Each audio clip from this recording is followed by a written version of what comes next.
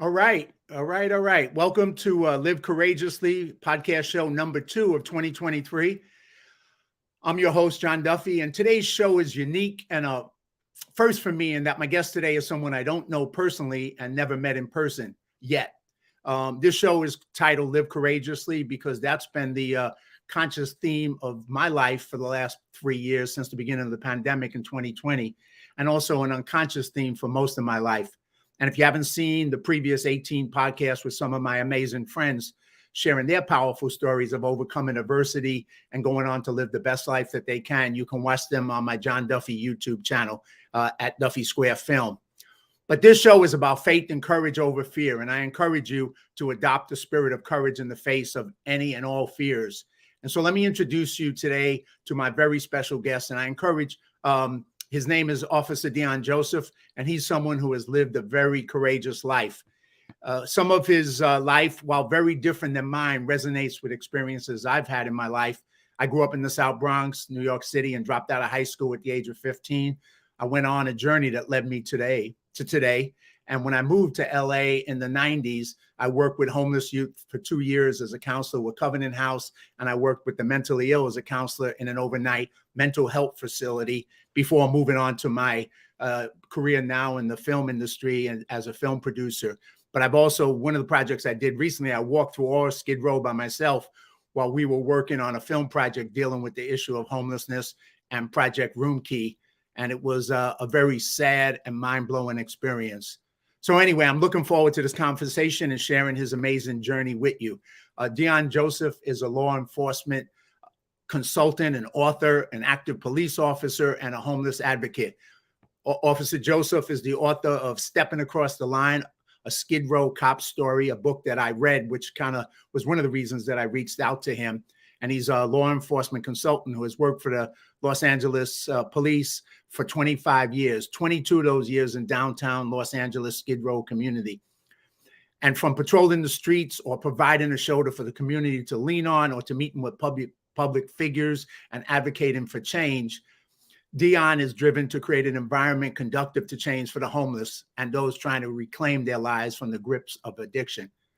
Deon is considered a subject matter expert on Skid Row crime and culture and has been sought out by multiple news organizations, various police departments, educational institutions, filmmakers, and politicians to speak on issues related to Skid Row. To accomplish those changes to the culture of Skid Row, Deon has collaborated with the community to develop programs such as the Just Like You Mentor Program, which began in 2006 at the Union Rescue Mission. The program was designed to motivate kids living in poverty to see themselves beyond their negative circumstances by placing mentors in front of them who had become successful, but whose lives mirrored the lives of the children. In 2008, Deon created an educational safety and self-defense seminar focused on the women of Skid Row called Ladies' Night. The goal of this program was to ensure that the women of Skid Row understood that no matter their race, criminal background, or socioeconomic status, they had a fundamental right to report domestic violence and sexual abuse committed against them, and they would not be penalized for doing so. So in 2009, Deon started another program, an outreach program that included passing out hygiene kits, as well as drug, housing, and job programs information to the homeless to guide them away from the streets and into area programs. Working with the housing program within and outside of Skid Row, Deon was able to help house over 100 homeless people over 8 years who were truly ready to take a chance and change their lives for the better. Deon, along with his fellow officers, was responsible for a 40% reduction in overall crime in Skid Row and a 32% reduction in death from 2005 to 2009. Deon is proud to be able to show love to the people of Skid Row, and you're going to see that when we talk and see a video from him, and he shows it from an unexpected place. And although Deon does not engage in his efforts for accolades, he has been honored citywide and nationally for his work. And just a note, as I do this interview, he's not speaking today as a representative of the police department, but as a citizen and a law enforcement consultant. Greetings. That's a lot, and that doesn't even begin to touch who this man is. Greetings, Deon, and I'm so honored to have you on the show, and thank you for taking the time to be my guest today. Thank you so much for having me. It's an honor to be here and talk to you. Well, you've had and I've been, what made me reach out to you is I've had a experience of seeing a lot of your material, interviews on YouTube, an interview on Epic Times, and also reading your book, which was such an impressive book about your experience. And because my show is called Live Courageously, and I've interviewed people who I know in my life who've had courageous lives, trying to make a difference, trying to make the world a better place, their community a better place. When I came across your story, I just had to reach out to you and say, I just hope that this, you would take the time to be on the show, and you obviously did. So thank you for that. But tell me a little bit, what does Live Courageously mean to you in your life? And then we're going to go back to your beginnings and take you through your journey, if that's cool with you. Well, I would judge that by the definition, or my definition, of what being a hero is. And being a hero is not just protecting or showing love to people who admire you or respect you. Being a hero is uh, doing the same thing for those who love and hate you. And that's the real definition of a hero. That's one definition of being courageous. But there's also another word called bravery. And being brave doesn't mean you don't have fears. All bravery is pushing past your fears to complete a goal. And by the grace of God, a lot of faith, my upbringing, I've been able to push past a lot of personal fears, a lot of negative perceptions of me being a police officer or whatever, and push past those things and help people in ways that my parents probably never could have even imagined as a police officer. And it's such a blessing, such a blessing. We're talking about just, you just mentioned your parents. Yeah, I mean, your parents were clearly, and I know this from reading a little bit about you, was amazing role models for you, but also in the community. Why don't we just start there for a minute and share who they were and the impact they had on making you the man that you are today? My parents were angels on earth. And when you listen to their stories growing up in the Jim Crow South, you wouldn't have think that would have been their trajectory. Both of them were engaged in things that they probably would disapprove of as they became adults. But once my father changed his life around, joined the military, and became a born again Christian, that's his faith, and my mother's, they said to themselves, "We're never going to do anything to get by, hurt any other people to get by in life. As a matter of fact, we're going to dedicate our lives to helping people." And that's what they did for 47 years of their marriage. They helped raise 41 foster children. And some of these kids came from sexual abuse, neglect, physical abuse, you name it. These kids, we had crack babies in our home, kids who were raised by neo-Nazis who were afraid of us until they got their first taste of fried chicken and collard greens, completely changed their life forever. And then my dad. I'm sure it would have. Oh, yeah, yeah. I'll never forget this one kid. He used to sleep with two knives under his pillow because his dad was a Nazi. And Wow. he said, my dad told me not to eat your food. So about a week, he almost starved. So finally, we left some food out for him, right? And he snuck out in the middle of the night and had his first plate of soul food. And he didn't die. He realized his dad was a liar, and and he felt like part of our family. That was my parents, and I watched my parents love children in an they didn't pander, they didn't patronize kids. You know, they treated these foster children exactly the way they treated us. So these kids immediately felt a part of our family. Okay, if I got chastised, they got chastised. If they had punishment, I got punishment. You know, if I got a hug, they got a hug. And it was amazing to watch my parents fill the hole in the hearts of many of these kids. And whether they stayed with us for 2 weeks or 2 years, many of them left our home kicking and screaming, not even wanting to go back to their parents. But I love how my parents always took it a step further. It wasn't just about the kids. Their goal was to heal families. So oftentimes they would sneak and meet with the parents of the kids and counsel them so they could get home to their kids and have healthy, thriving relationships. It was amazing to watch. There was no resentment for sharing the love on top of 41 foster children, 4 kids, 3 grandkids. It was a lot in my house, but it was wonderful to watch. And then my dad, who came up from the Jim Crow South, had to commit crime to survive, and he never condoned it. He always condemned it when he became a grown man. But when he started his own business, he reached back and hired individuals who reminded him of himself, people who needed a second chance, who were passed over because of racism, discrimination, because the criminal record, and he gave them jobs. And I watched him turn these men into fine, outstanding men who became great husbands, great fathers. Some of them went and started their own business because of this man. Imagine coming from nothing and then meeting my father. And I'll never forget, my dad, he never called them his employees. He always called them his friends. You'll never ever hear me call somebody from Skid Row homeless, a bum, a transient. You'll never hear those words.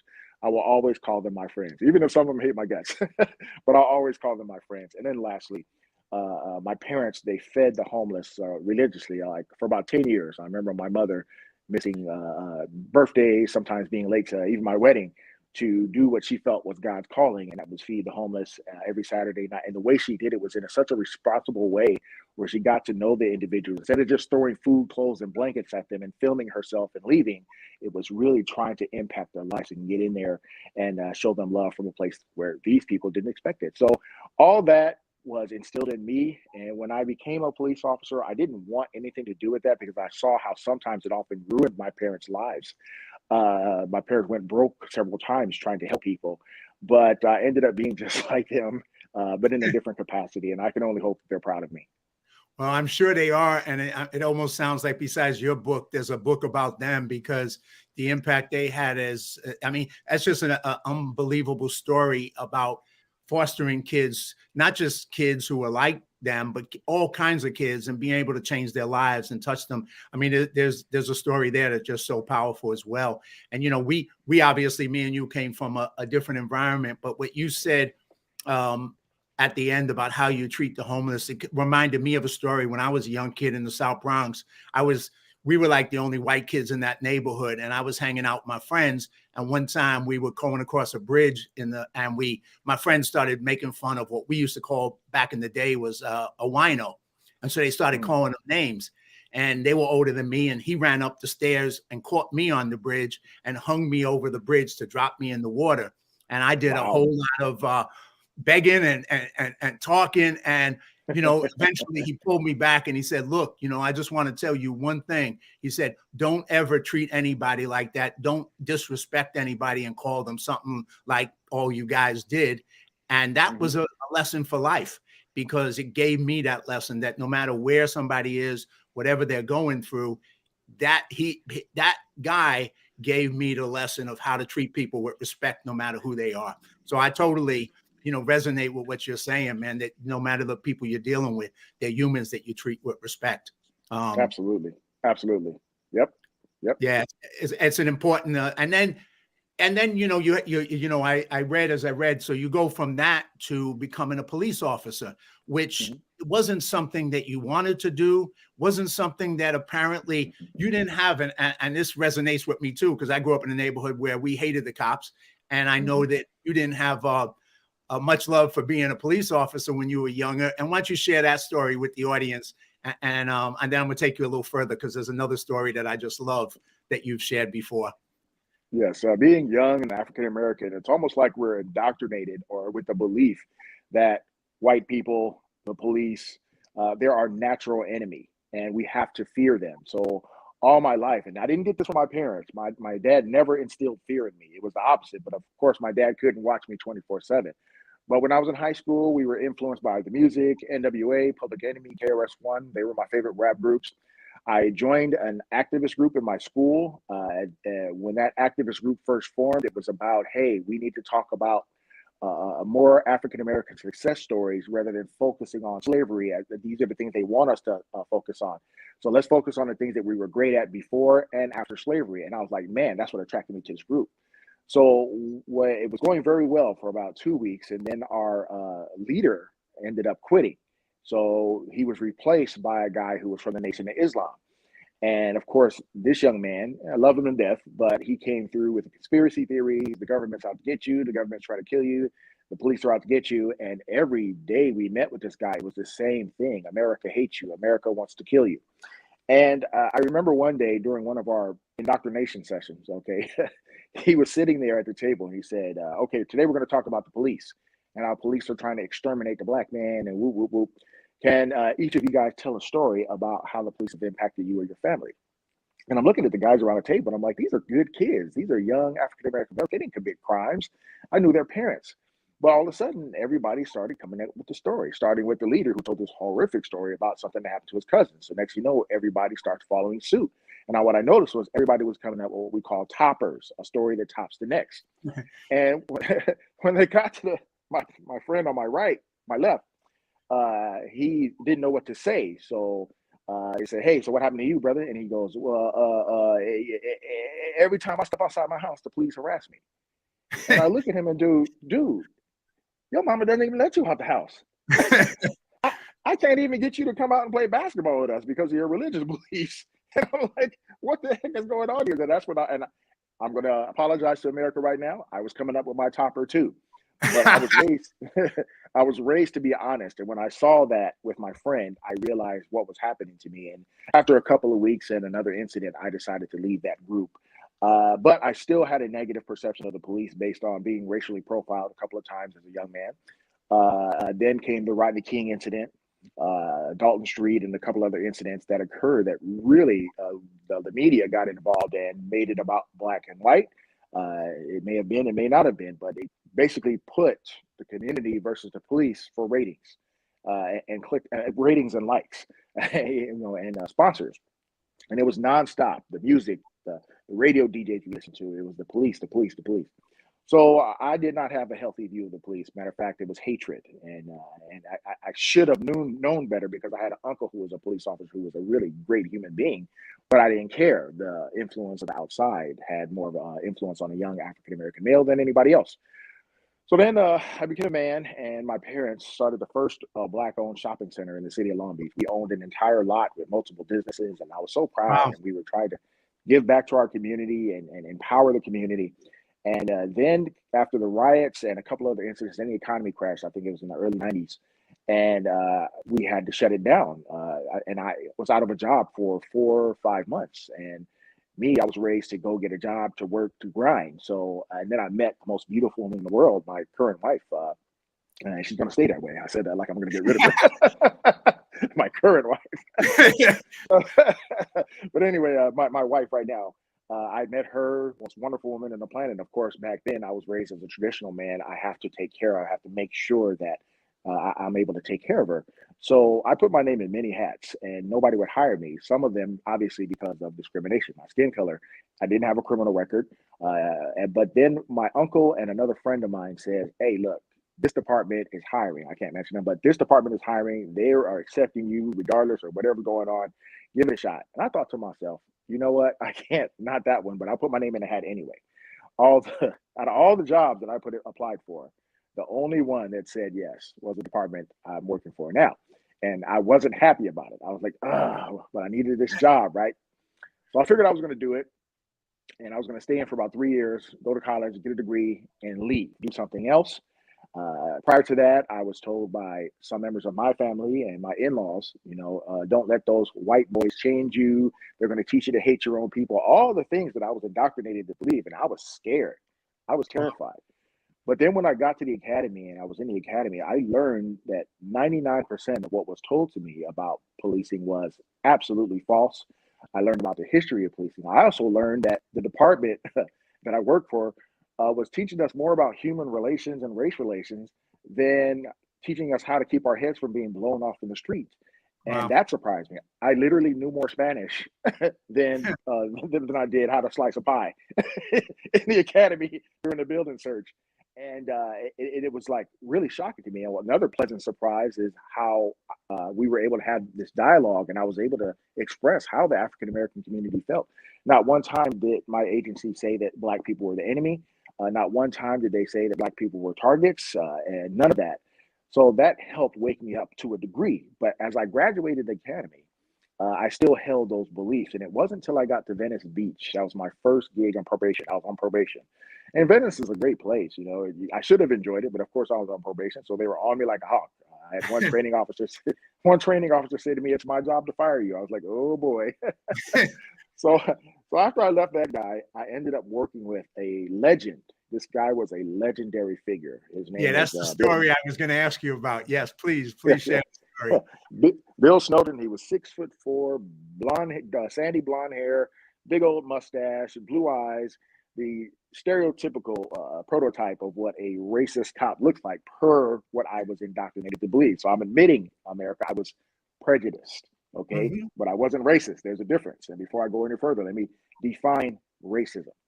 Racism is the belief that your race, your ethnic background is superior which by itself is not racism. But when you take that belief and use that sense of superiority to hurt others who aren't you, a la Adolf Hitler, okay, that's racism. So we got to stop confusing or conflating what that word really is. But I did suffer from prejudice Mm. based on my experiences with white folks when I came up in my city in my junior high school and what I was told about them.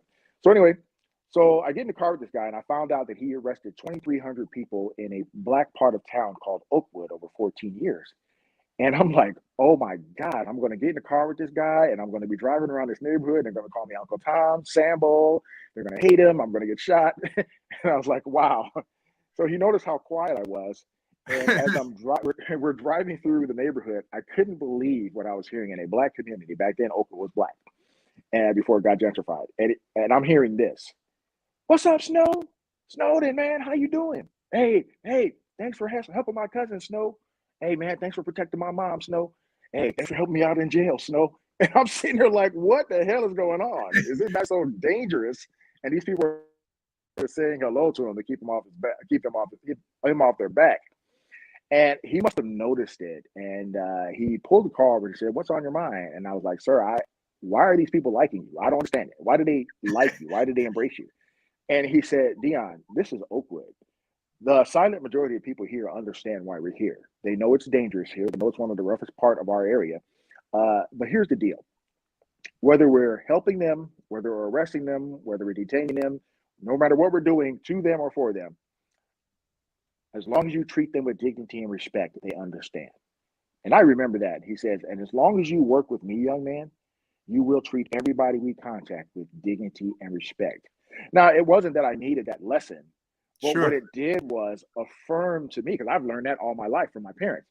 It Right. affirmed to me that it's okay to be this way as a police officer. And working with this guy really inspired me. And I literally, from a white officer, and it had nothing to do with his skin color. And and this is the truth, biggest truth I'll ever tell you, because they always talk about, well, you should have black people policing black communities. That's stupid. It's not about your skin. It's what's in your heart. And what was in this guy's heart was pure gold. His motivation to arrest all those drug dealers was not because he hated the community, it's because he wanted to help them, and the That's community right. recognized that. And I took that and I modeled my career. After I got my 5 years under my belt and started to know my job, I modeled my career after that wonderful officer who was always going to be my hero, one of my heroes until the day I die. But yeah, and now in the Skid Row, about after my first 7 years in Skid Row, I started getting calls from the rooftops. "Hey, Joseph, God bless you, Joseph. Hey, man, come over here. I got some cake for you, Joseph." You whatever, people screaming my name from the rooftops. 86-year-old ladies covered in scabies, kissing me on the cheek. I took it to a whole new level than he did because people were You hugging did. me, stopping me. Yeah. You So I did. think And people would be proud of me. we're going to have a chance people are going to have a chance to watch a little short video in a minute of the level Yeah. you've taken it to. But, just what you're saying, Joseph, is people, unfortunately, I think too much don't get a chance to know people individually. So we come with our beliefs, our prejudices, and we all have them based on whatever unique experiences we have, whatever our culture is, whatever our neighborhood was, we have them because if we don't know the other people, we don't know the other people. So we believe what we've been told to believe. But when you get a chance, Can I elaborate on that real oh, quick? absolutely, please, Just for a please, second. I didn't mean to oh, interrupt, but 100%, please. I'm on this campaign in 2023 based on this wonderful, wonderful statement made by Dr. Pam Wiley, who was another hero of mine. She helps young men on the spectrum of autism, and every now and then when I'm available, I go and mentor those young men too. And I remember we were at an event, and she said this. She got on the mic, and she was talking about how she hated cops based on what she saw with George Floyd and all this other stuff. And then she learned working with another cop who helps as well. And she said this. She says, "In the absence of meaningful contacts, we tragically rely on stereotypes of one another." And when she said that, I don't remember anything else she said that night. It imprinted itself in my heart. And I'm on this huge mission to try to inspire people to engage in meaningful content. So I just wanted to put that out there. I didn't mean to interrupt, but go ahead. But that was so No, and that's a good point, and it just kind of shifts me a little bit because surprisingly, given who I am and how I look, I shouldn't have had the experience I had. But where I grew up, I hung out with the Black Panthers, I hung out with the Black Muslims, that was my neighborhood, that was my friends. So it took me a while to get. When I went into a white neighborhood, like, how do I deal with these white people? Because I didn't have that experience. So right. and so I kind of had the same beliefs against the cops, the same beliefs, because I was in that neighborhood, and that influenced me. And it took until I got to know people who were different than me, and got to know police, and got to know military, and got to know people who had a different experience than me, that I realized my beliefs and reality were two different things. My beliefs were wrong. When I got to see reality and met people one-on-one, I went, wow, this is one of the greatest human beings I've ever met. But I thought this person was a horrible human being. So, we come at the world with those prejudices and beliefs, and they, there's a guy who I met, and you may not have heard this. He did a feature film, a documentary film called, it originally was going to be entitled Walking While Black. And it was his story of anger at the police department for how he was treated. And somewhere in that thing, his brother was dying. And his brother said, you got too much hate in your heart, brother. You need to find love. Love is the answer. And so his brother died, and he went out and he thought about it. And that thing changed his life. And he changed the name of the documentary to Walking While Black, Love is the Answer. And he started to reach out to the police department and create a relationship between the police department and communities throughout the country to be able to say, let's get to know each other. Let the police get to know the street. And you do that every day of your life. But, it's such a powerful thing if people would just get outside of their beliefs and get outside their experience and go meet somebody who's different and come at respect with that.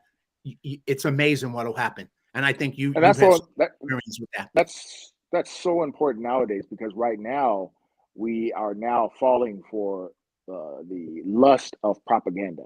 Because now we have individuals who aren't just ignorant like you or I was, and that's not an insult. Ignorance means you just don't know. It's true. Prejudice, where you're prejudging. Now right. You have people with a vested interest in trying to divide us and destroy our entire nation, one community at a time. And it's really tragic. And they're basically patterning themselves. And I'm not calling them Adolf Hitler and comparing them to a murderer of 10 million human beings, 6 million Jews, and 4 million others.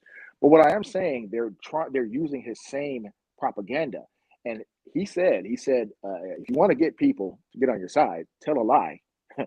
Keep it simple and repeat it over and over and over again. And that was targeted for the layman who's working hard, who doesn't have time to go to college or understand this or that. He's trying to feed his family, but he's struggling. So that was for him. Now, for the elites, you make the argument complex, make sure you have letters behind your name when you say it, and then you put it out there and you fool them as well. But let's focus on the layman, because that's primarily who we need to unify with. So Adolf Hitler, he said that. And what was the propaganda he used against, obviously, the Jews? That the Jews were evil, all because this college professor failed him in art class, right? Jews were evil. Jews were trying to take a job. Jews have anything. We're poor. We're struggling. And he basically dehumanized them. And he understood that you can bring people together faster using hate and outrage than you can using love. If you don't believe me, well, let's ask Dr. Martin Luther King. We can't. Someone shot him on a balcony in Memphis because he was trying to bring love and understanding into a very, very serious issue. So, but he understood how that you could use hatred to bring people together. So if we could get our current detractors to stop adopting this philosophy to dehumanize cops and dehumanize anybody who isn't them, I think we can save our country. But if we don't, I'm afraid of what this country is going to look like in about 10 years. If we don't reverse this and get on these college campuses and really stop a lot of this propaganda that paints everybody with such a broad and destructive brush that we end up losing sight of the individuality of individuals, instead of this collectivism of negativity that we're engaged in. It's really tragic what we're seeing.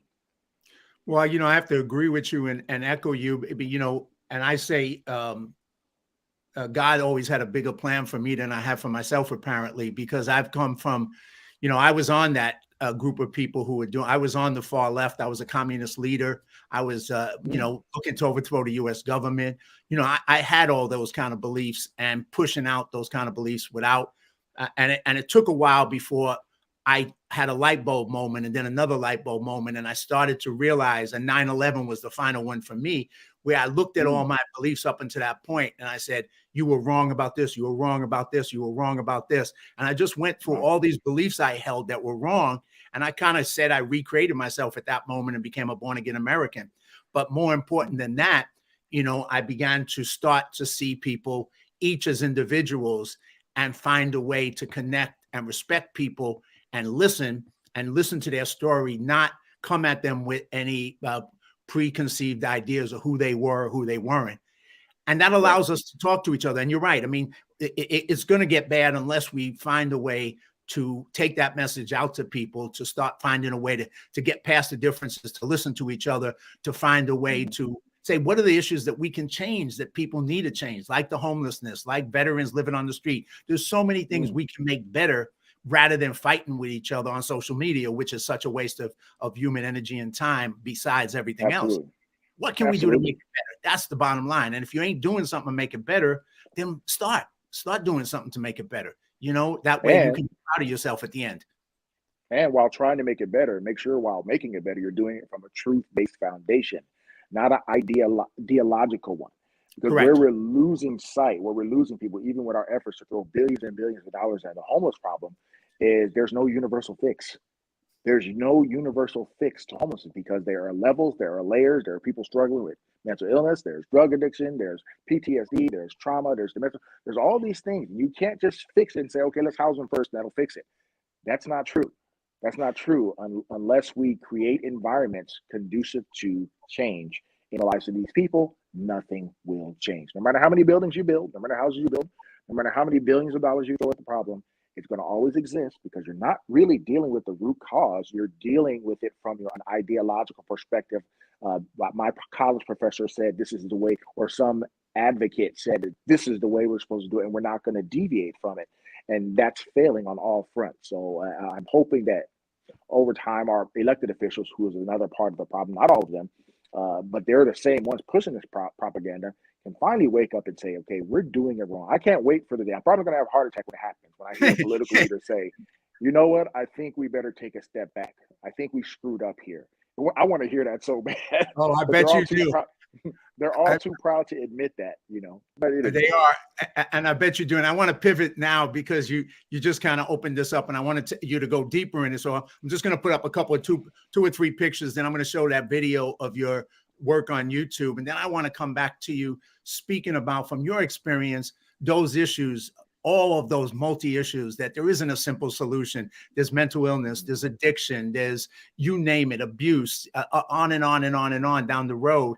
And how do you solve all those things? You don't solve them with simple solutions, and definitely politicians don't have answers to any of them. But I want you to weigh in because you know, and they don't listen to the people who are on the front line. And that's the other problem. The people on the front line who have real experience are ignored because the people who know better than all of us put forward ideas as to what's going to work, and none of them do. And they never, like you say, they never get to that point to say, to do what I did, to say, hey, I tried, I had good intentions, but I was wrong. I tried, I had good intentions, I was wrong. Doesn't matter what your damn intentions are. If it doesn't work, admit it and move on and come up with a better solution. So let me just throw a couple pictures up of you, and then I'm going to throw into this video, if you don't mind. We'll come back and then we'll go a little bit further. Here's one, obviously, Skid Row, which is, you know, I know you said it's like the Mecca for all things homeless, and it's a 50-block radius in downtown LA. Here's another one. Whoops. Let's see if I can get rid of that. And then get this one up. And that's LA's Skid Row's dirty little secret. And it talks, you know, you can talk about some of what those dirty little secrets are, for sure. Then here's a picture of you basically doing your job. And now I'm going to pivot over and try and put on this video so the audience can see how you work and just what's unique about what you do down in Skid Row. So give me a second.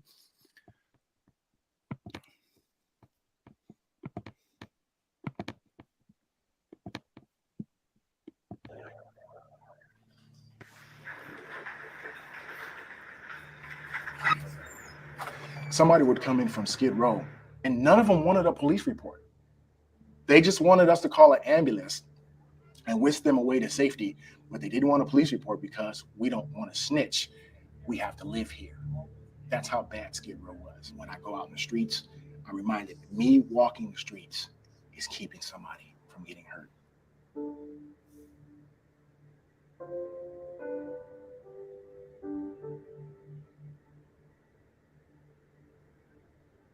For Deon, he's very, you know, spiritual. He cares about the people here in the community. He cares about people on Skid Row. When we first met Deon, he said, "Did you need help?" We like, yes. So he took us to a store, everything, bought us food, and helped us find a place. We met Deon Joseph when we came to Los Angeles from Chicago about 5 years ago at the Union Rescue Mission. He helped us get a place, and Deon got us off of Skid Row. Named Deon Joseph. I'm a senior lead officer with the Los Angeles Police Department in Skid Row. Right before I became a police officer, it's something I never wanted to be. We had a family history of negative encounters with the police. My dad, after growing up in the Jim Crow South, on one night as a young man, he was very violent. He grabbed a brick and jumped on top of a man, and as he turned the man over, it turned out to be the town preacher. And he was like, "Oh crap." The preacher said this: "You got two choices. I either call the sheriff and have you locked up for the rest of your life, or you come to my church every Sunday for 2 months. You do that, we're even." Thank God he chose the latter, or I wouldn't be here, right? And he found the Lord, met my mom. He decided to take his family to California, and he said he would never harm anyone to get by again. Hey, young lady, how you doing? You need some water? Yeah. What happened to your eye, baby? You know, don't like it. Who don't like you? I don't know. Same, I guess. You got water? Yeah. Just water. I'm Officer Joseph. How long you been down here? Just this year. Yeah, you are kind of a new face. And it's kind of hard getting housing. And they reject me a lot. I got a couple of friends who might help you out, okay? Okay, Put that in your phone. Okay. What's your first name? Denisha. All right, so I'll be waiting for you. Okay. All right. Hey, now. See, that's what bothers me. And I know she wants to tell me who did it, but she's scared. I have a philosophy that I've always, carried myself by. Being African American and being indoctrinated to hate and fear the police. Once I got out there and learned my job, I was allowed to be myself, and I'm thankful to be able to work on a department that allows you to be yourself. My badge and gun, they are not my means to invoke change, but it's always going to be my faith, my heart, and my concern for them that will always be my unyielding dogs of war. What's up? My definition of a good police officer is not just one who patrols a community, it's one who actually becomes a part of it. And I became a part of the fabric of Skid Row. Like when one of them gets hurt or killed, it affects me. Your heart should be the catalyst for any noble thing you want to do. That's a good thing. But you always have to use your head to get it done. You always have to, because if you lead with your heart, you can make things worse or you can get it broken. And so yes, my heart inspires me to go out and love these people, but I have to use the law, I have to use my head, and I have to use every tool in the book, my upbringing, my training, to make sure they're safe and feel loved at the same time.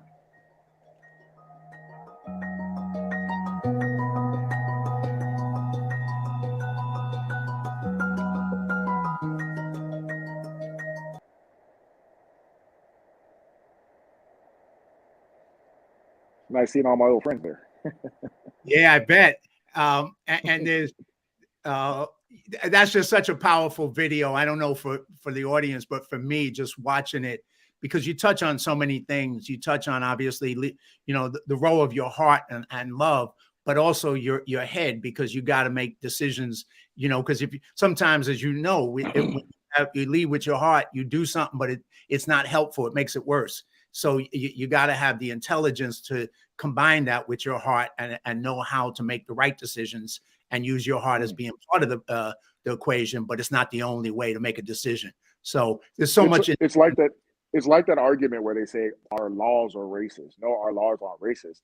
Our laws are fine. It's the intent behind the enforcement of it. And if our intent is to keep people safe, no matter what community they live in, it's not racist. We cannot help that we're in some communities more than others. We're not there because of their skin color. Their skin is never their sin. We're looking at the data where in 1 week, 30 people were victims of a violent assault. We're in that same location, 50 people overdosed and died from fentanyl in a tent, or 6 women were raped. So disparity doesn't equal bias. It has nothing to do with the race or the social economic status of the individuals we police or areas we police in. But if we're not there based on the data, things get worse, and we need the general public to stop listening to these stereotypes and these propaganda that's being pushed, that's making things worse. You're basing your policies on race. You know, when race isn't the issue, it's crime. It's crime. And if we can ever get back to that, and we can't help the demographic of the community. Like Skid Row is about 70% African American. You think I enjoy going out there and arresting my own people? Absolutely not. That's just not my motivation. But being there for being there for 27 years, I know who the wolves are because I've taken the time to get out of my patrol car, walk, talk to the community, see these guys getting arrested over and over again for the same crimes, knowing their rap sheets. I know who the wolves are, and I can't help the racial demographic of them. But if I don't. Whoops. I think I just lost you. Your volume went off. Deon, are you there? Yeah, I lost you. You muted. Well, I'm just going to talk for a second while you try and get your volume back on. Yeah, you just went mute on me. Anyway, what you were saying exactly. Can you hear me? Oh, you almost came back. You know, in that situation, it isn't the demographics like you said, and I'm going to just keep going until you come back on, but it isn't the demographics. It's the reality that you're there to protect the vulnerable, to protect people like that woman you spoke with in the car who got beat up, being there to protect her and protect the old people and the people who are most vulnerable in those neighborhoods, no matter what those neighborhoods are. That's what job you're doing, and that's who you're involving yourself with. Having some. Can you hear me? Yeah, now I can hear you. Thank you. I just rambled a little, echoing what you had said about the demographic. You were trying to get back on audio, but I just echoed it and said, yeah, so true, because you're there protecting the vulnerable, whether they're that woman that you talked to in the car who got beat up, or it's the old people, or it's the people who are the weak in the society, and in those neighborhoods are the victims, not the predators. And that's why you're there. You're there to protect those people, and not and the predators are the predators, and your job is to protect against the predators. So I wish people.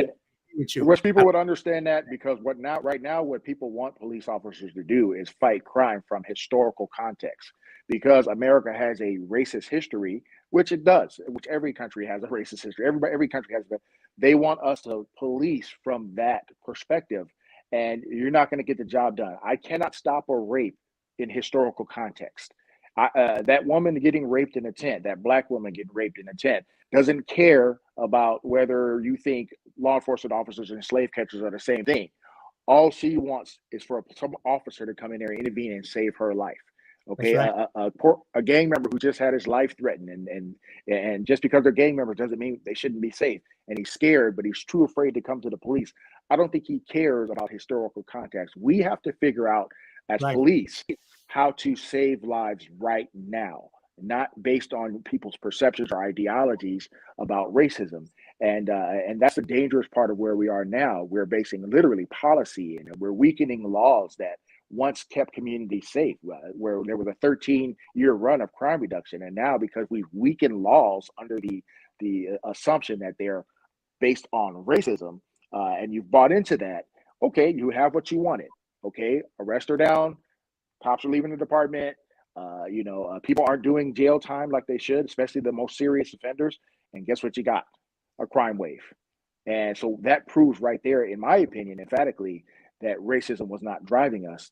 Data was driving us to do our job. And we have to get back to that, no matter how many feelings get hurt. Feelings can get hurt, but hey, at least you're going to have those hurt feelings and be alive. You can stand in front of your front porch and not get shot by somebody, and that's what we got to get back to. We have to. And, I agree with you. And you said, one time I saw you say something, and I think it's just, if you can just weigh in on this too. And once again, good intentions, throughout my lifetime, I realized that good intentions most of the time have turned out to be bad policy. Bad has affected the people it's supposed to help in the opposite way and has not been helpful. So the people who said, well, yeah, we were trying to help them. Yeah, all right, I agree. But that's not the answer. The answer is, what is your results? Always judge it on the results you're getting. And like one of the things you were just mentioning, when they allow tents to come into the whole environment of the homeless world, whether it was downtown or in other cities, was that a good thing or a bad thing? Well, it was done out of good intentions, right? Somebody thought this would help the homeless because they have their own tent. And so that was the intention. What was the outcome? And from you on the ground, what did you see, and how did it lead to negative consequences because of that? The outcome of that was more human trafficking. Gangsters were able to hide the trafficking of women and others. Men get trafficked there too, and even children in the tents. The tents being utilized to store cocaine, methamphetamine, and fentanyl, things that are killing people every day right now. Marijuana, I know people, oh, marijuana is a big deal, but they're lacing fentanyl with everything. So now, yes, marijuana can be included in that conversation. Storing weapons. Now, here's the thing a lot of people don't know. Places like Skid Row that are crime-ridden, allowing them to be encampment zones are dangerous. And listen, any city who is thinking about falling for this narrative that this is okay, please listen to me. We're watching Austin, Texas fall right now because they wouldn't listen to me. Okay. Thankfully, another city reached out to me recently, says, hey, we're worried. We're about to go the same way. I'm coming. Okay. I want to come and share. But don't fall for this narrative, because here, places like Skid Row that are crime ridden, when a homeless person comes down to Skid Row or places like it to set up a tent, what's going to happen is the gangsters already have control of those blocks. So in Skid Row, there's a crime syndicate called the Downtown Gangsters, aka the DTGs, and they're a mixture of Bloods and Crips who work together in harmony to sell drugs. They have a gentleman's agreement. Say, hey, there's enough customers here. You take these hotels over here. We'll take the street over here, and let's just get along, and we'll all convene at the park and collect our money off the backs of the homeless, right? So what happens is when you come and set up a tent in Skid Row and you're from out of town, like we're getting a lot of out of towners coming in, you think because our governor said, hey, come on down, we're going to help all the homeless, and you come on down from sunny Florida or Colorado and you pitch a tent in Skid Row, here's what's going to happen to you. You're going to have a gangster come up to you and say, who are you? What the hell are you doing here? And you're going to say, hey, I'm just homeless, just trying to pitch a tent and trying to get some services. Well, the gangster's going to say, okay, well, you don't belong here. If you want to stay here, here's what you have to do. You either have to pay us to live on the sidewalk. I know couples, elderly couples who had to pay their entire Social Security check to the Downtown Gangsters every month just to stay in the tent. Or you have to agree to let our women use their tent for sex trafficking or hold my drugs. And if that person is already a drug addict, he says, hey, you're a drug addict, right? Guess what? I'm a drug dealer. I tell you what, you sell this for me, I'll give you a little chip, but just make sure my money's right at the end of the day. So, and if you don't agree to that, you get brutally assaulted. And that's why you're seeing, and that's what a lot of people don't talk about, why are we seeing more people, homeless people, leaving Skid Row and going to other places? And the reason why is because Skid Row, thanks to horrible policy, litigation, injunctions, and you name it, bad, horrible laws, Skid Row has become too dangerous to be homeless. And that's why you're seeing homeless encampments popping up all over the county, all over the state. And with everywhere you go, you're going to see two things. You're going to see gangsters follow them because they know many people, 2/3 of individuals who are choosing to live on the street, when they have other options, they struggle with mental illness and addiction. And drug dealers know that. They're not stupid. So they're going to find them, and they're going to continue the same pattern until that encampment gets too dangerous, and then it spreads, while our leaders are saying, oh, it's not about drugs, it's about housing. That's not true. I have helped house about 150 people in Skid Row over 10 years. And on average, there's about 2,000 to 2,500 people who are living on the streets. How come in 10 years, only 150 came to me? Because that was the 150 that were ready when we were able to create an environment where it was conducive to change. But they were finally ready. The other 2,000 knew, hey, you can go to Joseph and get a leg up on housing or a shelter, but they refused to go because there is addiction that keeps them, whether it's alcohol or drug, keeps them anchored to the sidewalk. And without a push, whether you use law enforcement or whatever, a push to get these people to services, many of them aren't even going to choose housing. And I'll prove that. Out of the 150 people that I housed, about half of them left the housing within a week. And the reason why they left the housing was because they were addicted to drugs. Exactly. And of course, in the housing programs, they have case managers and they have rules where you can't do X, Y, Z. Now, some of them believe in harm reduction, where they say, okay, you can have your crack pipe in your room, but we have caseworkers. Okay, I think that's a failed philosophy, but that was their deal. The problem was a lot of these individuals who got housed still owed drug debts to drug dealers on the streets, and the drug dealers knew where they were. So all the drug dealers do is send their people in there and knock on the door and say, "Hey, I heard you got housing. Congratulations. And guess what? You still owe me $500, $600. So this is what you have to do. Get out of your room for 12 hours so I can sell my dope here. Or you stay in here and make sure you sell our dope." And that's why a lot of these hotels, low-income supportive hotels, not all of them, but many of them have become complete total drug dens where the people that live there are saying it's worse inside the hotels than it is in the darn street. So you have some of those people just leaving, A, because of rules, or leaving because they got kicked out by the criminal element, or leaving because inside the hotel is just as bad as it was in the street. So I'd rather take my chances in the street. And these are the things that they're not talking about across the nation because we're having our politicians, and I'm not knocking all politicians. I don't want to come off as a jerk politician. There are many great politicians out there, but too many of them are silent on this issue. They need to start speaking up. Have bought into the homeless industrial complex. And what that is a group of elites who come in and say, we know the answer to solving homelessness. It's not enforcement. It's not any of this. It's housing first, and that's going to solve it. They don't know what they're talking about. They have no idea. They studied a book. They saw it from a 30,000 view. They're a college professor. Some college professor with a PhD says this is how it should be done. And our leaders have this mindset. Those are the experts. Right. But they don't talk to people like me. They don't talk to the mental health counselors who are walking the street every day. They don't talk to the fire department who sees people in agitated states of delirium, and respond to these calls all the time. They're not talking to the boots on the ground, and they don't have to talk to me. I don't need them to talk to me. I'd like for them to because I have a lot of experience. But there are plenty of other people to talk to if they don't want to talk to me about the reality of what's happening on the ground. If you don't do that, you will never truly, truly know what's really happening and how to help people, once again, from a truth-based foundation, not an ideological one.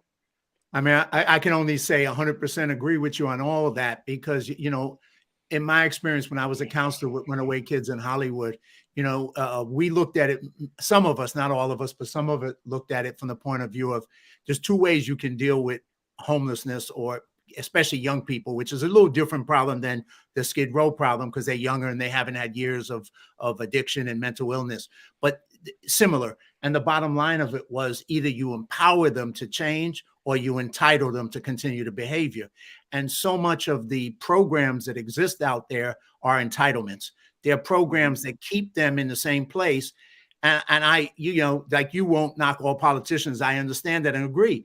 With the homeless programs as well, at the end of the day, I won't knock all of them because there's some good ones and some good people. But people profit. If you're making $100,000 or $200,000 a year running a homeless program, if homelessness never goes away, you're good. You got it all right. Yep. You're making a nice salary helping the homeless, but you ain't getting them off the streets. You're just making a living, repeating the same thing over and over and over again and getting the same results, which is the wrong results. So that's the thing, there's too much of that. And yes, they need to listen to you, and the policy should come from the people who have the real experience, not from the people on the top.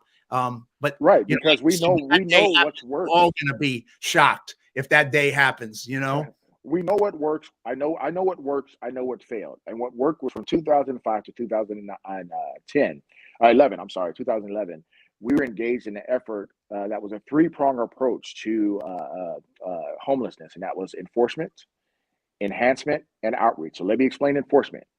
Enforcement had to happen because too many people were dying in Skid Row. 93 people died from non-homicidal deaths. 35 people were killed from homicide in 1 year. I remember there was 1 year where there was 35 homicides in a 50-block radius. That's insane. So enforcement had to happen because there was a error in Skid Row. That Skid Row was the wild, wild west. Anything goes. And it wasn't that the cops were fat and lazy and didn't care and were sitting around eating donuts. They weren't supported by the very system that told them to go out there and deal with this. It was kind of like the area's dirty little secret. This is the armpit of the city. We want to keep it that way. Let's keep them in there, boxed up, contained, and we don't have the rest of the world doesn't have to worry about it. But that was a form of injustice to me. So that mindset changed, and we went in there and we took a zero tolerance stance on crime, and it worked. That alone would not have sustained itself, and I'm explaining why. In 1978, a former police chief at the same agency tried the same thing, but he was missing two things: enhancement, and outreach. So he tried to bring the hammer, but the hammer didn't last long. It couldn't sustain itself. Okay, we weren't trying to bring the hammer. So we coupled with enforcement, we brought enhancement and talking to the community, working with the community, bringing them to the table. Trees were trimmed, slats were put in the sidewalk for the handicapped to use. The tents were down from 6 a.m. to 9 p.m. And after 9 p.m., if you're really homeless and you need a place to sleep on the sidewalk, hey, there's not enough shelter. We get it. Pitch your tent, 6 a.m. You got to pack your stuff up, clear it off the sidewalk. And they actually did it. And street lights, putting up street lights. Why did street lights important? Because of all the rapes that were happening at night. Women make up 40% of the Skid Row population, but out of that 40%, 2/3 of them have been victims of sexual assault. So if you don't tell me you care about the safety of women, but you're okay with the ideology that puts them in constant danger, So what we did was we changed the environment. That was number two. But that alone, those two things would not have sustained itself. What helped sustain it was the outreach that was working synergetically with the enforcement and the enhancement. So let me explain. It wasn't about harassing homeless and just putting them in jail, because that wouldn't have solved the problem. You can't arrest your way out of homelessness. We all know that. But what we did do was we had a program called SOS, Streets or Services, where if we arrested you for a crime and we knew that mental health, drug addiction, alcohol addiction, or chronic homelessness or whatever drove you to commit these minor crimes, you didn't kill anybody. We have you sign up for a program at your choice called SOS. That means you either go to services for 21 days or we file the charges. And of course, 1 year, I think 2,225 individuals signed up for the program, which is fantastic. Now, not all of them completed the program. The vast majority of them signed it so they can get back out there and use a street. But in my estimation, about 30% of them actually did sign up and did go to drug programs and did go to mental health programs and did end up going back home to their loved ones. Because I'm going to let you in on a little secret. I'd say about 35% of the people you see in Skid Row aren't actually homeless. They're down there because they burn their bridges out with their wives or their families. And until they get cleaned up, they can't come home. But all they have to do, and some of them can go home, they just won't. They just have become used to. The human being can become adapt to anything. And they got used to that street life and that easy access. So we found that program was starting to have impact. And we noticed that from enforcement, enhancement, and outreach, not just enforcement, because that's the word everybody wants to key in on and just have a hissy fit over. But the enforcement was used to finally get individuals who never would have sought services on their own to services. And it actually worked. The drug programs got better. The shelters saw less guns and drugs coming into their facilities. Drug program graduations, more people were graduating from drug programs. Why? Because the environment was better. And that's one of the key tenements of people in NA and AA, the environment. The environment is everything. You don't want to, if you're trying to get off drugs, why are you going to go to Club 54, where there's drugs being passed out left and right? You're going to fall off the wagon. That's right. And Skid Row is what that is. So we were able to clean that up and it worked. What people don't know and don't remember is it actually had an impact. So let's go with data, because some people, give me the stats, Joe. So you can give me anecdotal stories all day long. Okay, here's the data. All crime in Skid Row was down 40%. That means Skid Row was a relatively safe place to live and work and recover in. It was an actual recovery zone. Wow. Death was down 32%. So let me give you an example of that. In 2005, 93 human beings died from non-homicidal deaths. 18 were found dead in the streets like stray animals, beautiful human beings like stray animals in tents and in garbage. In 2009, 63 people died in Skid Row still from non-homicidal death. But guess how many we found in the street? 5. You know why? Because if we're able to see them, we're able to save them. If the fire department's able to see them, they can. If the mental health workers are able to see them, we can save them. And it actually had an impact on death. Let's just talk about homicides. In 2002, I told you, 35 people were murdered in Skid Row. Guess how many were murdered in 2007? 2 years into our program. 3.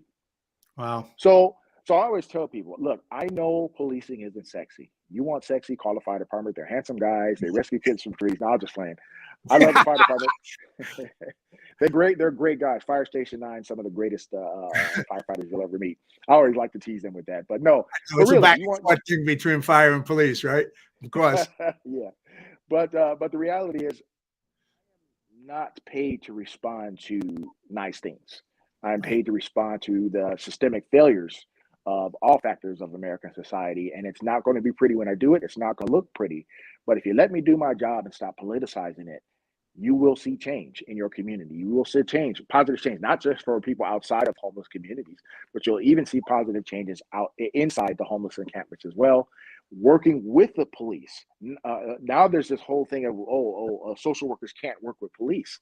That's insane. Why wouldn't you work with me when I can tell you where the most vulnerable people are? I'm the one arresting them every other day, you know? So, and I can prove that theory here. There was a program called Operation Healthy Streets that it was inspired by me because I wrote an article titled Skid Row, a Mental Health Emergency, State of Emergency.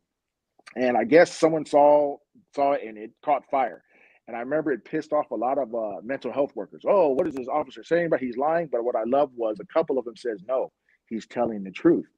So from that, the then city council person during that time, it was around 2014, he said, okay, let's put together a task force to get our mental health clinicians, our Department of Children's Services, DPS, adult services, and all these services to get out and walk the beat. The first 2 days they tried to do it, when they launched it, they only got 2 people off the street. So when we heard that, you know, I'm thinking, well, hell, I'm the one who wrote the article. So I got two other officers who cared just as much as I did. And there are many who do, but these are 2 that were well known, just like I'm not the only one. And we joined them. We just kicked down the door, says, we're walking with you no matter what you say. And we got 17 people off the streets in one day. Wow. Because we knew where the people were. So we have to stop this wall that people are putting up based on college professors saying, oh, police shouldn't. That's not true. There are well-known police officers out there who have the pulse of what's going on in the community. You need to work with them, not marginalize them from the process. Well, it's an hour. I don't know if you got another 15 minutes. I could go for hours with you because I mean you're just laying down so much wisdom, Joseph, that I just think people need to really hear. Do you have another 15 minutes? We can go a little bit further. I also want to pivot in, or give me 10 or whatever. I just want to pivot into some of the other things that you do and just kind of give them a range of who you are as a human being, throw up some pictures and show some other stuff of you. But let me know. Let's give it about 10 because I got to go with my wife. But let's give it about 10 minutes. Yeah. Got it. All right. Well, I'm just going to throw up some pictures and talk about you a little bit, if you don't mind. I mean, the first one is your book, which is right here, Stepping Across the Line, a Skid Row Cop Story. And I would just recommend that to anybody watching, that you go on Amazon, you buy this book, you get a chance to, you know, listen to the story that Deon's laid down, and you get a feel for it. I'm just going to throw up other pictures. Besides all the policing you do so much things that are just like working with missions down there, like for Christmas, here's just a picture of you with a Christmas hat on, doing stuff, with the different community organizations. You're a speaker, you're a motivational speaker. Here's just a picture of you speaking. You speak at a lot of different organizations on different issues. So all around, volunteering at the Union Mission with here. That's a picture of you up there. And so all that stuff, you're just well-rounded besides being a police. But one of the things you said, and I'm going to ask you one more question, and then I'm just going to promote one other thing for you that you're also involved in, that your wife, I think, will be happy if I promote it, one thing you say is that first you're a human and then you're a police officer. And I just think that's such a powerful statement. And I just think people have to realize that all the police officers or anybody, whatever your profession or your thing is, first you're a human. And if you treat each other as human to human, you're going to get a lot further in life than if you treat each other with this title or this job thing that you're part of at that moment in your life.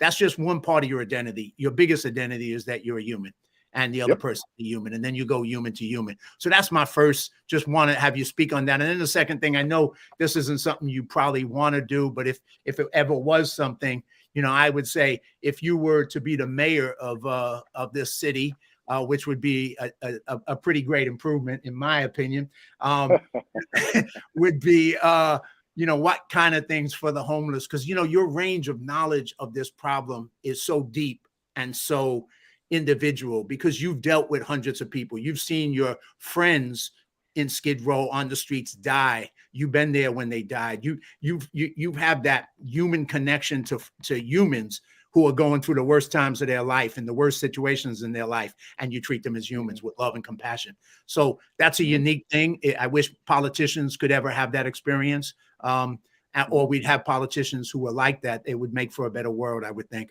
But those two things, just that, the human thing, and then if you were the mayor, just some of the things to solve this problem. And then I'll do one promotion of your wife's thing, and I'll let you go. Well, one of the things I learned from my parents is everything you do, you got to show people who you are. I'll never forget my mom said this to me one day. She says, Deon, it's hard to save souls when you forget what God brought you from. And that stuck with me. So what that inspired me to do was flip that as it relates to police work and say, I need to show these people who I am, not just what I do. And while for years I was told by my training officers, don't ever do that, go numb, just do your job, 12 hours, go home, right? But I couldn't do that. That kind of went against what my mom was saying. And also I realized that I couldn't really relate to the people of Skid Row because I didn't recognize that what they were a lot of them were experiencing on a consistent basis was trauma that they'd experienced from their entire life. Now, my life has never been like the people of Skid Row. But one day I had to think about why it is these people didn't trust me at first. I'm here to help you with a rape, but you're telling me to go pound sand. I'm here to, help you with, you just got shot, brother, and you don't want me to help you, and I didn't understand that at first. But then I had to look at my own life. And I remember as a young man, I was physically abused by, I'll call them loved ones. And I call them loved ones because I still love them to this day. But they always say, forgiveness is for you, not for them. And I had to learn to forgive. And so I could move on with my life. But I was physically abused in some really, really horrible ways by two loved ones, very close loved ones. And I remember when they abused me, they would always say, don't tell your parents. Don't tell your parents. Here's some bubble gum. I love you. I love you. And all I heard was, I love you. And I got some Bubblicious, right? So I'm a kid.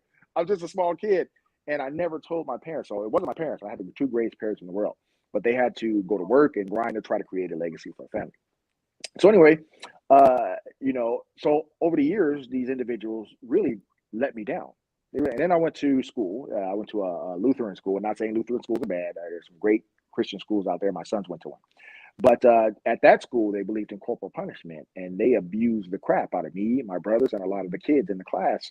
And some horrible things happened there. So I'll never forget one day, my dad comes to pick me up from school because one of the teachers faked a phone call to my parents and said, do we have permission to whip your son? And they hung up the phone and they proceeded to beat me. So after this went on for about 6 months, and then the other trauma dealing with family members, my dad picked me up from school, and I'm real quiet. My dad said, "How was your day, son? How's my boy?" And I wouldn't say anything. And he said, "You hear me talking to you, son?" And I said, "Dad, why did you let those people beat me?" And he was like, "What?" He turned that car around, went back to the school, and I don't know what he did in that office. I know we had free tuition for the year, and not another kid got touched. But for the first time in my life, I had someone step in for me and stand tall for me because I said something. Now, all the other times I didn't say anything. Right. And what I believed in my heart is that the people in Skid Row, they've had their whole lives, 20, 30 years, without someone to step up and stand up for them. And that was going to be me. And the primary reason why is, I look at their situation, and I remember, like, the trauma that I experienced as a child still impacts me to this day. I know as a police officer, I have a lot of cops who I work with who always thought I was a jerk because I was very aloof. I was kind of like Kareem Abdul-Jabbar, where people thought he was a jerk because he was very silent, very quiet, very standoffish. And it wasn't because I hated him. I loved him with all my heart. But based on my own physical traumas, I always had this fear that if I end up getting close to you, at some point you're going to disappoint me. You're going to hurt me. So I always even kept cops. I only have 2 friends on my agency. I always kept cops at bay, and a lot of people don't know this. So if that happened to me, imagine what's going on with the people of Skid Row. So what I did was I humanized them. I humanized myself, and I was able. And what that gave me was this patience. Instead of reacting or losing my patience and saying, "Hey, come on, I got another call to go to," I really took my time to really find out who the people were, and they appreciated me for it. So that's the thing about me opening up and trying to be human and show people who I am. not just what I do. And what was the second part to your question? Well, I don't think you have time to get into this. It's a deeper one about if you were mayor, how you would change, because I'll answer that. I will answer okay, that. go ahead, and then I Okay. want to throw up pictures about what your wife's doing that you're supporting her on. I want to do that before we finish, otherwise I'll feel like I failed. But Yeah. People always ask what I would do if I was in a position of power. Now, a lot of people, whether you're a mayor, city councilor, you don't really have a lot of power, but what you have is the bully pulpit. right, You have a pulpit to be honest with people and share your truth-based experiences to guide the public to the thought, so we can all come up with real solutions to help people. But if I was the governor of California, per se, whatever, what would I do? Several things. The first is I would completely overhaul the mental health system. And I know I'm probably going to piss off a lot of people from civil right liberty on, groups, but I right on. would want them at the table. So here's what I would do. It would no longer be a 72-hour hold, because it's not even 72 hours anymore. The hospitals are overrun; they're full. So what it is we bring somebody to the hospital who's in crisis, who's on drugs and mentally ill, what we call dual diagnosis, and they sprinkle pills on them in the name of civil liberties. The person, what they clean up and say, "Oh yeah, I feel good." Why? Because they want to get back and use drugs. They get Sure. released, and next thing you know, they run into us again, and the cycle continues. And now it's getting worse as more people are experiencing mental illness thanks to the pandemic. It's getting far, far worse.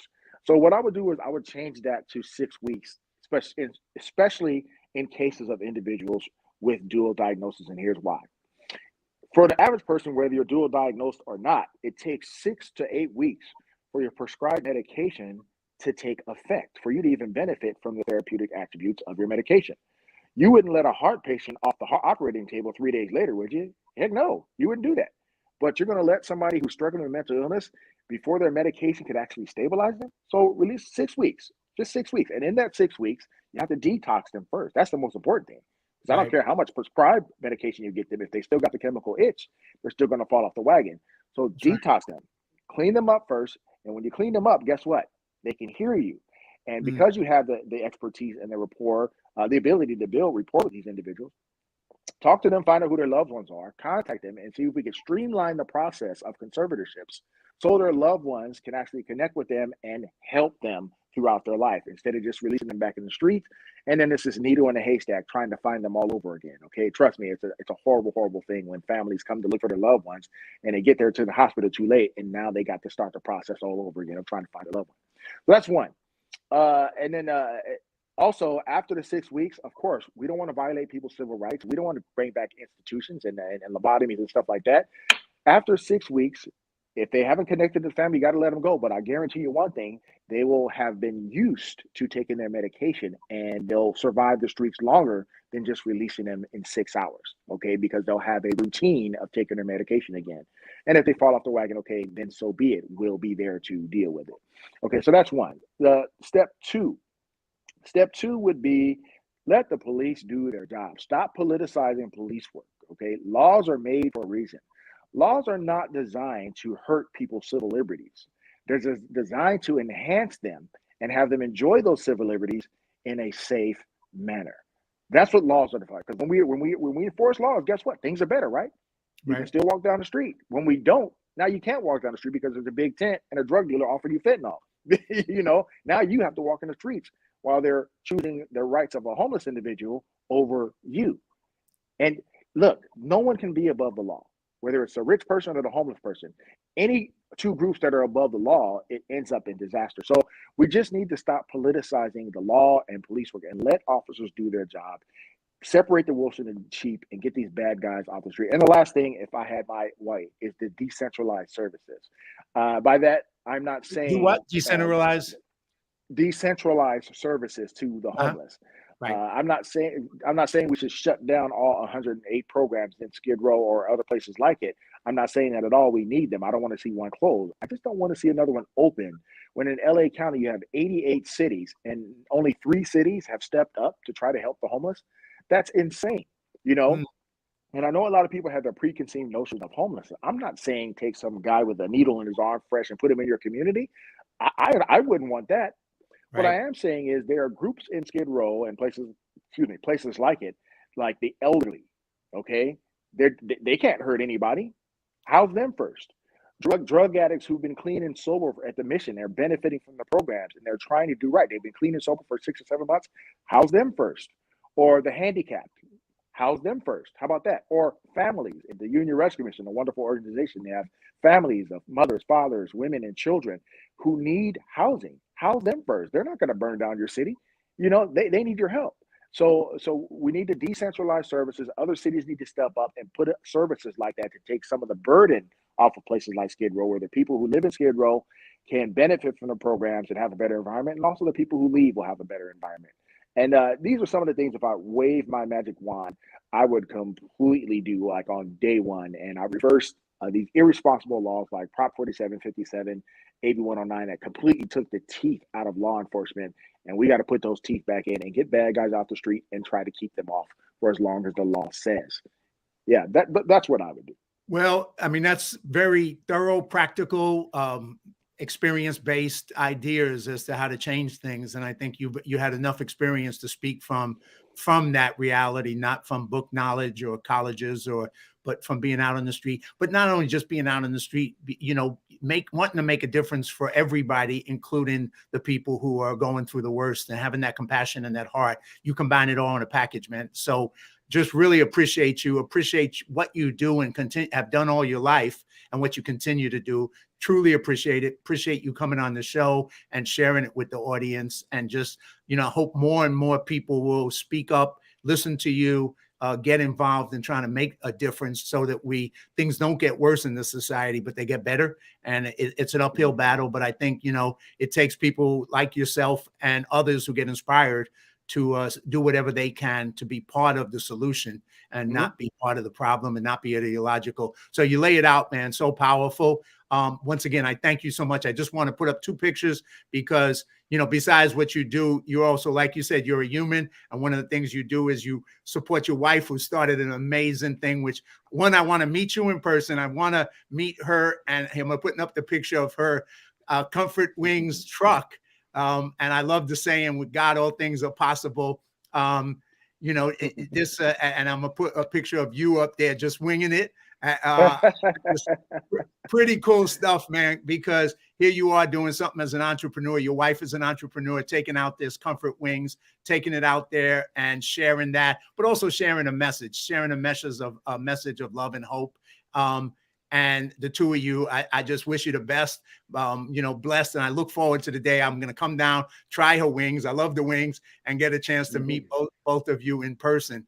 But, you know, I'll put up after this your contact information, and also the contact information for Comfort Wings, so people can get a chance to contact you, and also for speaking or for any other events, and also contact her and follow her online, so they can get out there and try those wings like I'm looking forward to. Brother, anything else you would like to add as I wrap it up, and then I'll put your contact information and you can head out and go support her. Anything you would like to add? And once again, thank you so much for your time. I truly appreciate it. Yeah, just thank you for having me on. Thank you for giving not just me, but law enforcement a voice. There are so many other officers who are doing incredible work besides me. I don't want to give the impression that I'm the only one. No, I know officers I work with at my station who are just as passionate, just as courageous, and across this country. So just thank you for giving law enforcement a voice. That's something a lot of people aren't doing. So I appreciate you for that. God bless you. And hey, look me up on Twitter, Instagram. I have Officer Joseph fan page on Facebook, on Twitter. On Twitter, it's OFCR Deon Joseph. If you want to follow me there. And if you want to follow my wife at Comfort Wings, it's Comfort Wings with a Z. Comfort Wings with a Z at Instagram or Facebook. And I know if you don't live in the country, just give her a like anyway to just support her, because we plan on taking her nationwide one of these old days. But I'm so proud of her. But thank you so much, brother. I appreciate you. Hey, God bless you as well, brother. Thank you so much, and best to both of you. And like I said, I look forward to meeting both of you in person. Have a blessed day. Take care of yourself. God bless you. Take care. God bless you. All right. Well, that was a rather little bit longer than my usual hour. And what a show! What an individual! What a amazing role model for leadership, for love, for compassion, for representing the police department, and just somebody who wants to make a difference. So thank you so much for being part of the show. And I look forward to, I'm going to be jumping on another show in a little while at 2 p.m., a second one today. But once again, I can't say I'm honored and thankful to have Officer Joseph speak and share his experience, his knowledge, his wisdom, because I think that I just hope that more people, it will resonate and the message will go further. So once again, thank you, everybody. May you make your life a masterpiece, and God bless.